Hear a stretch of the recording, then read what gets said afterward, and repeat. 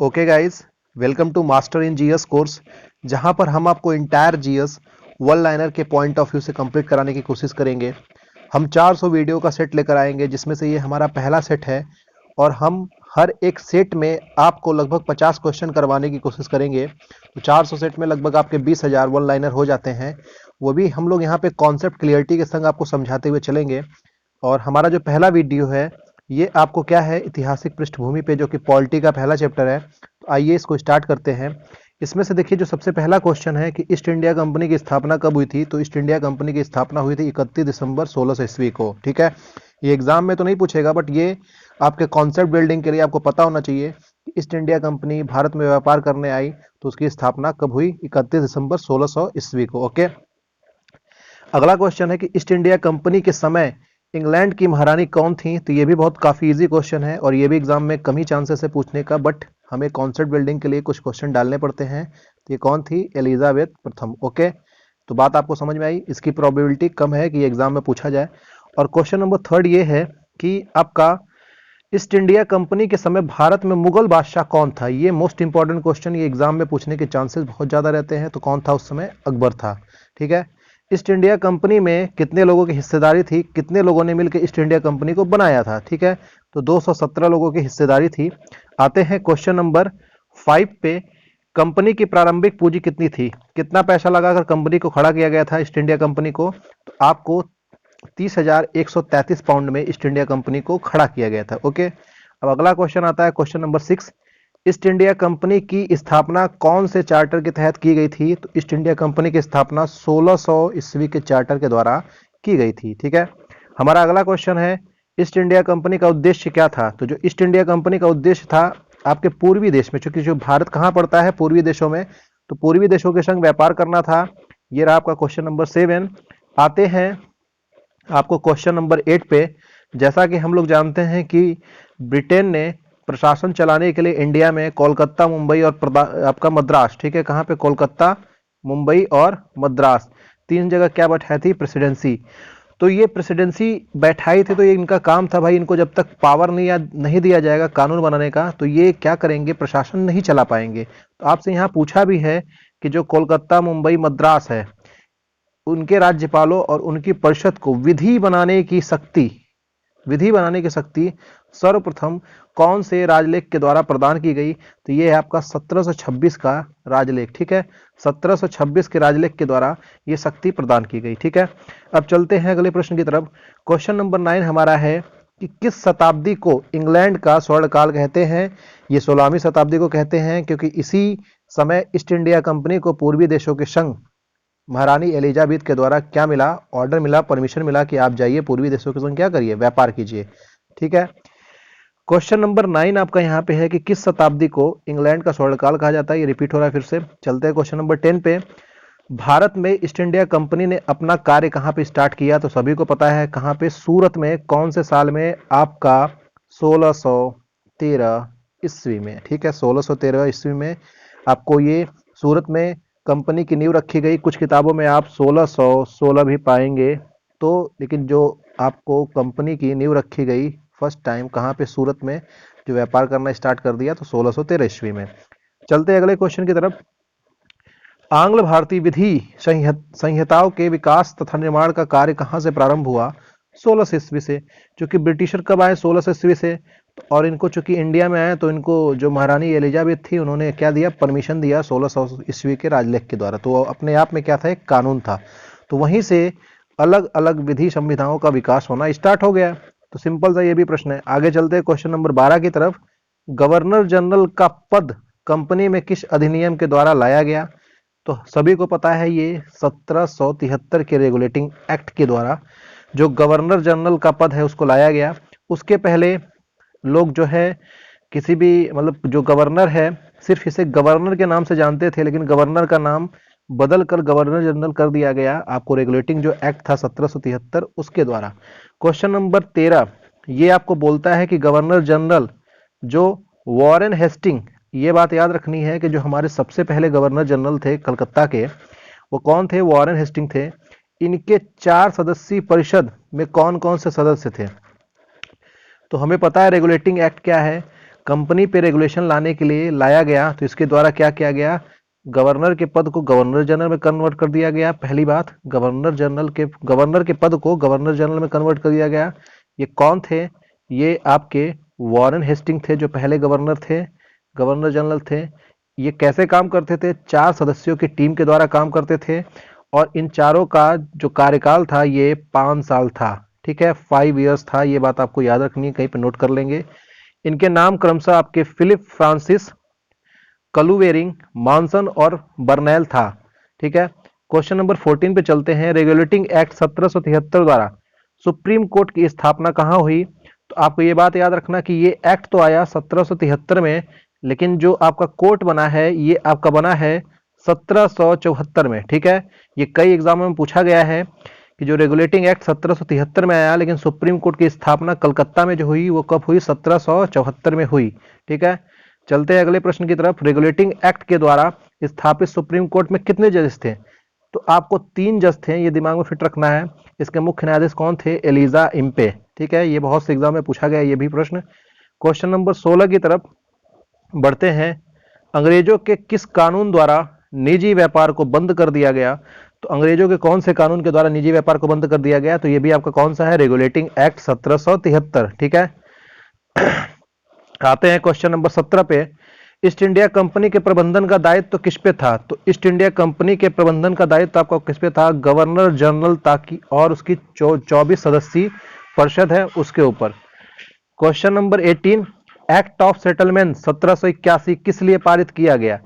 देखिए, जब आपका रेगुलेटिंग एक्ट बना तो उसमें सुप्रीम कोर्ट और जो गवर्नर जनरल है इनमें क्या हुआ, राजस्व को लेकर झगड़ा हो गया। तो जब सुप्रीम कोर्ट और गवर्नर जनरल में झगड़ा हुआ तो इस झगड़े को निपटाने के लिए, रेगुलेटिंग एक्ट की कमियों को दूर करने के लिए कौन सा एक्ट लाया गया? Act of settlement. कब लाया गया? 1781 ईस्वी को। किसकी कमियों को दूर करने के लिए? रेगुलेटिंग एक्ट की कमियों को दूर करने के लिए। ठीक है, अब आते हैं क्वेश्चन नंबर आपके 19 पे कि 1783 का इंडाज अधिनियम तथा फॉक्स का भारतीय विधेयक किस उद्देश्य से लाया गया था? तो ये भी आपका रेगुलेटिंग एक्ट की कमियों को दूर करने के लिए लाया गया था। ये बात आपको याद रखना है, ये भी रेगुलेटिंग एक्ट की कमियों को दूर करने के लिए लाया गया था। आते हैं क्वेश्चन नंबर 20 पे।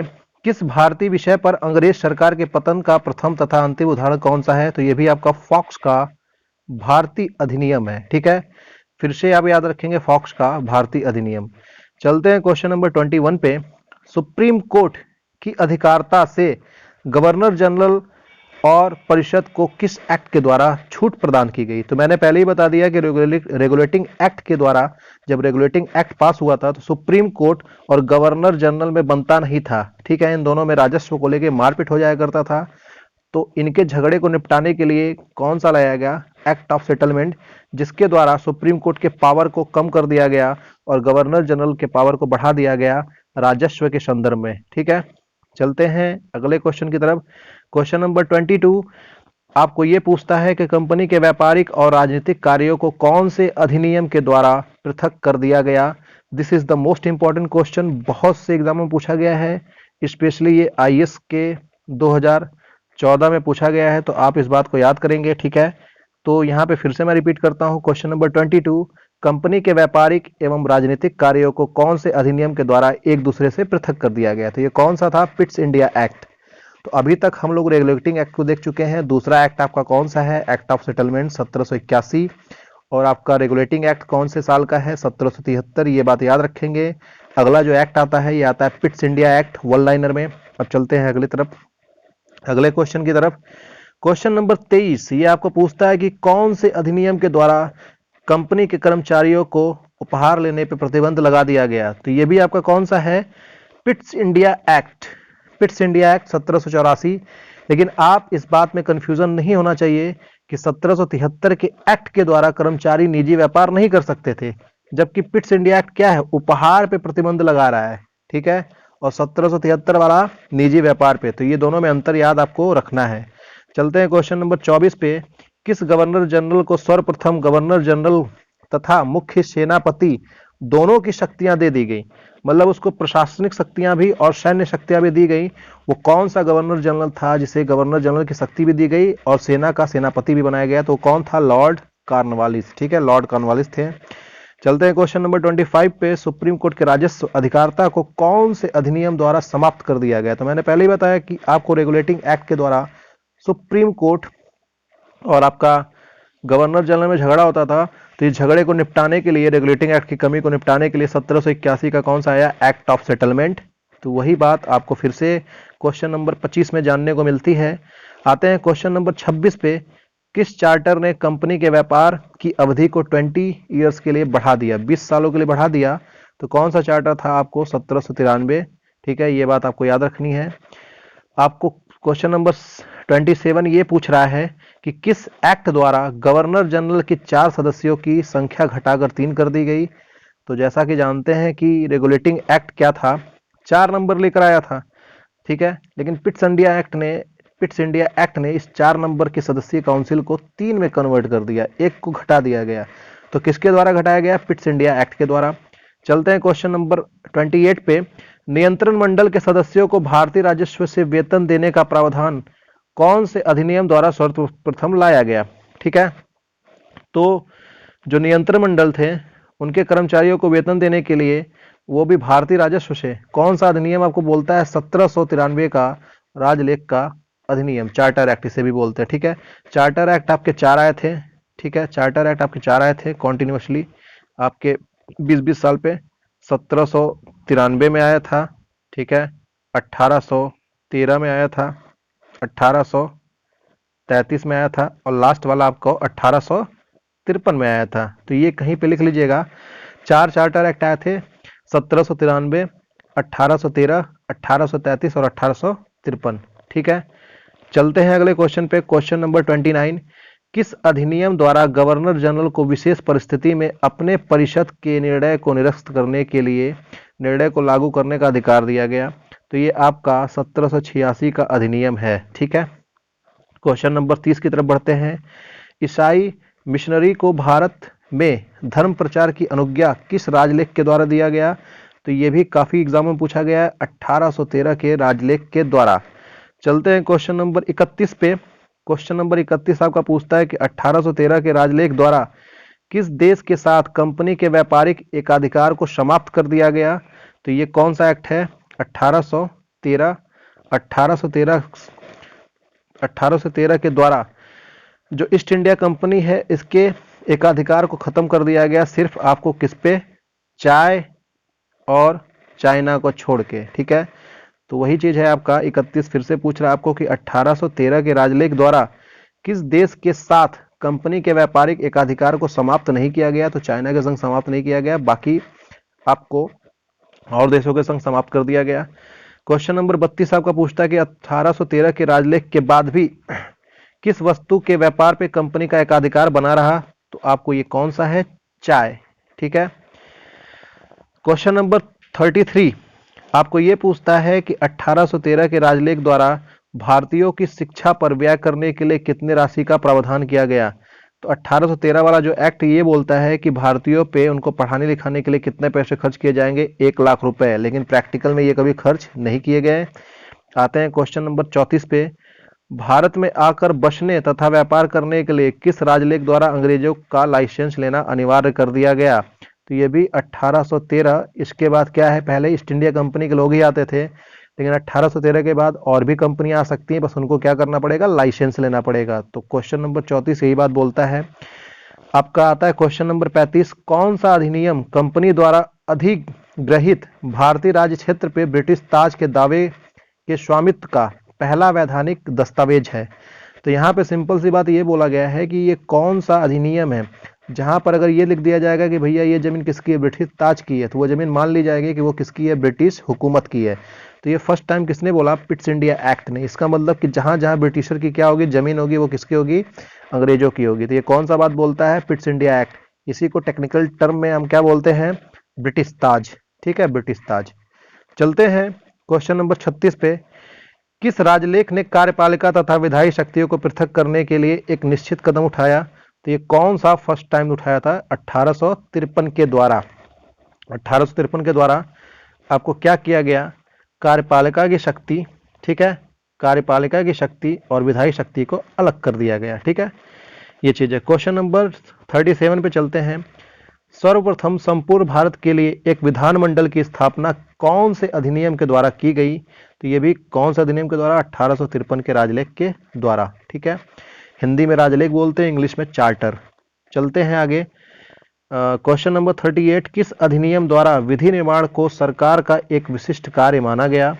तो ये किसके द्वारा माना गया? चार्टर एक्ट 1853 के द्वारा। हिंदी में बोले तो राजलेख के द्वारा 1853 का। क्वेश्चन नंबर 39, क्षेत्रीय प्रतिनिधित्व का सिद्धांत सर्वप्रथम किस अधिनियम द्वारा दिया गया? तो आपको दिया गया 1853 के राजलेख द्वारा। यह भी बात आपको याद रखनी है। क्वेश्चन नंबर 40, विधि सदस्य को गवर्नर जनरल की कार्यकारिणी का पूर्व सदस्य कब बनाया गया? 1853 के द्वारा। ठीक है, 1853 के द्वारा। आगे चलते हैं क्वेश्चन नंबर 41 पे। नामजदगी के स्थान पर नियुक्ति के लिए प्रतियोगी परीक्षाओं को आधार सर्वप्रथम किस राजलेख के द्वारा बनाया गया? तो ये आपको बनाया गया 1853 के राजलेख के द्वारा, और ये पूछा भी गया है बिहार पीसीएस के एग्जाम में, जैसा कि आप देख सकते हैं 2003 में।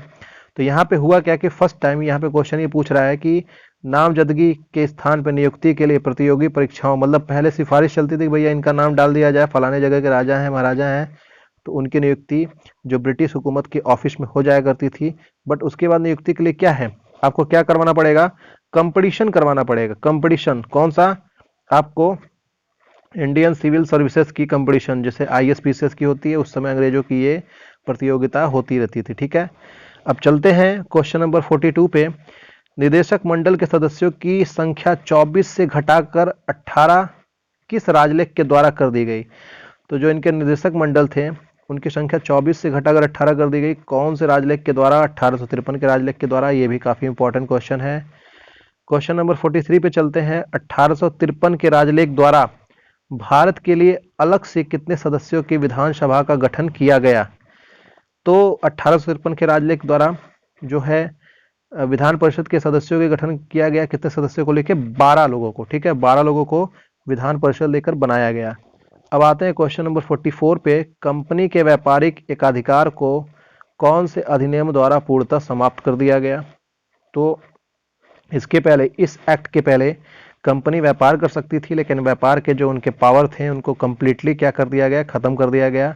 अब ईस्ट इंडिया कंपनी क्या करेगी? सिर्फ पॉलिटिकल काम करेगी, और जो आपका व्यापारिक काम है वो नहीं करेगी। पूरा का पूरा ये क्या करेगी? इंडिया पे राज करेगी। आते हैं क्वेश्चन नंबर 45 पे। क्वेश्चन नंबर 45 आपको ये बोलता है कि गवर्नर जनरल की परिषद में विधिक परामर्श हेतु विधि सदस्य की नियुक्ति का प्रावधान सर्वप्रथम किस अधिनियम के द्वारा किया गया? ठीक है, तो इसके पहले तो क्या है कि जो जो गवर्नर जनरल के जो 4 सदस्यीय सदस्य होते थे, 1833 के द्वारा एक चौथे सदस्य को लाया गया, जो कौन सा होगा? विधि सदस्य होगा। ठीक है, तो ये गवर्नर जनरल के संग कितने होते थे? 4 होते थे। इसको कौन से अधिनियम के द्वारा लाया गया था? रेगुलेटिंग एक्ट के द्वारा। लेकिन इन 4 में से एक की संख्या घटा दी गई पिट्स इंडिया एक्ट के द्वारा। लेकिन फिर चल के 1833 में आपको 1833 में चौथे सदस्य को फिर से लाया गया, और ये सदस्य कौन से क्षेत्र से बिलोंग करेगा? ये होगा विधि सदस्य। ठीक है, ये बात आपको दिमाग में याद रखनी है। आगे चलते हैं क्वेश्चन नंबर 46 की तरफ। अंग्रेजों को बिना किसी लाइसेंस के भारत आने जाने, बसने तथा व्यापार करने की स्वतंत्रता कौन से अधिनियम के द्वारा मिली? आपको 1833। ठीक है, 1833 के द्वारा ब्रिटिशर क्या कर सकते थे? इंडिया में आ सकते थे, रह सकते थे, व्यापार कर सकते थे। इसके लिए उनको लाइसेंस लेने की आवश्यकता नहीं थी। बट 1813 वाले में देखेंगे कि उनको लाइसेंस लेना पड़ता था, जबकि 1833 में ऐसा कोई प्रावधान नहीं था। ठीक है, चलते हैं क्वेश्चन नंबर 47 पे। क्वेश्चन नंबर 47 आपको पूछता है कि बंगाल के गवर्नर जनरल को संपूर्ण भारत का गवर्नर जनरल बना दिया गया, ये कौन से अधिनियम के द्वारा बनाया गया? तो ये बनाया गया आपको 1833 के द्वारा। ठीक है, 1833 के द्वारा। आपको कमेंट बॉक्स में ये आंसर देना है कि भारत का पहला गवर्नर जनरल, ठीक है, कौन था? भारत का पहला गवर्नर जनरल कौन था? ठीक है, जबकि रेगुलेटिंग एक्ट के द्वारा जो पद लाया गया वो लाया गया आपको गवर्नर जनरल का। ये बात याद रखना, रेगुलेटिंग एक्ट के द्वारा आपको लाया गया था गवर्नर जनरल का, जबकि 1833 के द्वारा आपको क्या लाया गया? Governor general of India, Bharat का गवर्नर जनरल। ये याद रखना है। रेगुलेटिंग एक्ट कौन सा लाया? गवर्नर जनरल का पद, जबकि 1833 वाला क्या लेकर आया? भारत के गवर्नर जनरल का पद। चलते हैं क्वेश्चन नंबर 47 पे। बंगाल के गवर्नर जनरल को संपूर्ण भारत का गवर्नर जनरल किस अधिनियम के द्वारा बनाया गया? 1833 के द्वारा। ब्रिटिश भारत की शासन प्रणाली का किस अधिनियम द्वारा केंद्रीकरण किया गया? तो देखिए, सत्ता दो टाइप की होती है, एक होती है केंद्रीकरण और दूसरा होता है विकेंद्रीकरण। केंद्रीकरण ये होता है कि जब पावर किसी एक आदमी के हाथ में ही हो। तो यहाँ पे क्वेश्चन सिंपल से ये पूछ रहा है कि ब्रिटिश भारत की शासन प्रणाली किस अधिनियम के द्वारा केंद्रीकरण कर दिया गया, मतलब कंप्लीटली एक ही आदमी के हाथ में पावर दे दिया गया। वो कौन था? 1833। क्योंकि 1833 क्या बोलता है कि जो गवर्नर जनरल का पद है कलकत्ता वाला, ठीक है, उसके पहले 3 प्रेसिडेंसी हुआ करती थी। तो जो गवर्नर जनरल का पद है उसे भारत के गवर्नर जनरल में कन्वर्ट कर दिया जा रहा है, बदल दिया जा रहा है। तो सारी शक्तियां किसमें निहित हो जाएंगी? भारत की जो गवर्नर जनरल में, भारत के गवर्नर जनरल में। वो जो बोलेगा वही पूरा इंडिया करेगा, ठीक है। आगे आता है क्वेश्चन नंबर 49। कौन सा राजलेख ब्रिटिश कालीन भारतीय शासन के इतिहास का अंतिम चार्टर था? ठीक है, ये कौन सा था? 1853 वाला। मैंने ऑलरेडी ये बात पहले बता दी है कि 4 चार्टर एक्ट आए थे। पहला आया था 1793 में, दूसरा आया था 1813 में, तीसरा आया था 1833 में और चौथा आया था 1853 में। तो 1853 वाला ये लास्ट वाला था। और यही क्वेश्चन आपको 49 में देखने को मिला है। किस राजलेख द्वारा कंपनी के व्यापारिक एकाधिकार को समाप्त कर उसे केवल प्रशासनिक और राजनीतिक दायित्व को सौंप दिया गया? ये कौन सा था? 1853 वाला, ठीक है। ये बात आपको दिमाग में याद रखनी है। आज के लेक्चर में इतना ही, बाकी हम कल एक और वीडियो लेकर आएंगे। ओके, आज के लिए थैंक यू।